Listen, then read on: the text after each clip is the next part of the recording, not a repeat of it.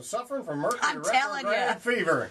I'm telling you, it's not bad enough that the Sun was in Aries and Mercury was retrograde in Aries and Jupiter's in Aries and Uranus is in Aries, but now we have Mars, the planet of grief and aggravation, entering into the sign of Aries. So we have 5 planets in Aries. So that's pretty important. I thought I'd go through where it is. Hit it and get it. For Aries themselves, they are fired up. They are accident prone. They are charging forward, leaping without looking, boldly, trekking off, just trying to make a whole bunch of things happen. And to Aries, I say, God, pick one thing, give it your undivided attention, get that done. And Aries are very pugnacious. They won't go down without a fight. Taurus is a tough time of year for Taurus. I know that you're married to a Taurus, and it is their last nerve. And people have to be really careful not to step on it. They are about as frustrated as they have been. They're trying very hard to bring something new forward, and it's not time for it to be born. So they're just going to have to kind of sit back, evaluate, and be ready to move forward with everything come June 1st. But I have a lot of sympathy for my Taurus friends. They're having a rough time with this energy.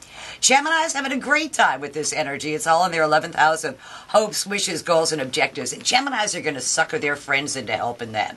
That they're going to put together a team effort or a group effort that looks like it benefits the group, but it really is for the greater glory of the Gemini. For Cancers, they have got to stay out of the professional crossfire. All those planets, stellium as we call it, is in their 10th house of career and public standing. And Cancers are feeling besieged on all sides. The best thing for them to do is try and stay out of any fights they're not expressly invited to attend, and wait until the dust settles before they figure out what side they're on. Leos, great energy for Leos. 5 planets in their in their 9th house. Legal matters go well, educational matters go well, contracts, negotiations go well, important matters at a distance go well, and the Leo actually has the leverage to push their agenda, which is kind of cool. Interesting during Mercury retrograde. Yeah, I know. That's what's kind of odd, but it really works out really well, and it's a good time for a bluff. Good. For Virgos, not such a hot time. All those planets in their 8th house of unanticipated expenses. Yeah, you've been finding that out firsthand. Yes, I have. And that goes on for another 4 or 5 weeks or so I'm not looking forward to that. For Libras, they are also feeling besieged. 5 planets are lined up opposing their sign, and they are really feeling like the world is out to get them. That it's not them, it's everybody else they interact with is causing the problems for them. And Libras are normally very, very nice people, and people should not mistake their niceness for weakness, because the Libra's just about up to here, and when they get to that Popeye point, that's all I can stand. I can't stand no more. Yeah, that's when Andrew brings that bat out after the morning. Yeah, you may want to lend it to Nikki. For Scorpios, this is in their 6th house of work and responsibility. There's a lot of stuff going on at work, and the military is ruled by Scorpio, so there's a lot of stuff going on there too.